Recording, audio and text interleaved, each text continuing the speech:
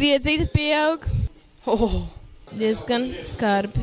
Pilnīgi vienalga. Nopietns periods mūsu dzīvēs. Ļoti satraukts esmu. Īsmā nē, atslābst. Vienkārši jāatslābst. Viss būs kārtībā. Būs kā būs. Sajūts ir ļoti briesmīgs. Tāds satriecošs sajūts. Jā, bet viss ir ļoti labi, mēs izklaidējamies. Tāds tīri vienaldzīgs. Pagaidām vēl neesmu sācis tajā stresot un tādā garā. Bet jebkurā gadījumā mēs laižam piektdienas klubu. Briesmīgas. Tad es pirms eksāmeniem jūtos diezgan nesagatavota.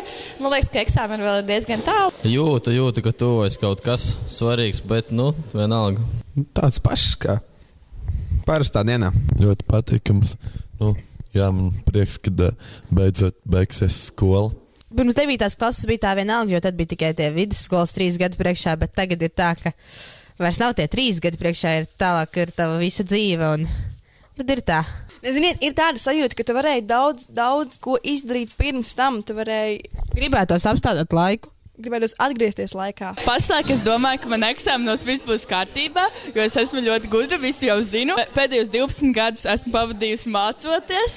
Godīgi sakot, es īpaši nestraucos par eksāmeniem, jo esmu cītīgi nodevējis skolas vielai visus iepriekšējos gadus. Nav pārāk liels uztraukums, bet es jūtu, ka vajadzēs vairāk pamācīties vēl. Guļu pa dienu, mācos naktī, kā jau es minēju. Tāds riktīgs, man patīk ļoti tas stimuls. Jūtos kā ZPD laikā, kad tu jūti, ka tu kaut ko dari savā dzīvē. Tiešām kaut ko dari. Esmu panikā. Es vairs nedomāju, ka man būs alimts, es domāju, ka man būs Uztraukums. Nedaudz uztraukums. Uztraukums?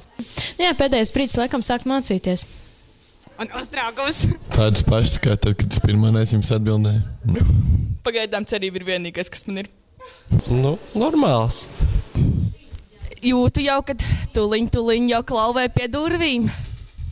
Pašlaik esmu nedaudz uztraucies, jo mums ir jāsteidz vairs tikai 4 dienas līdz angļu valodas eksāmenam, un es vairs nezinu, ko darīt. Veiksmi arī jums!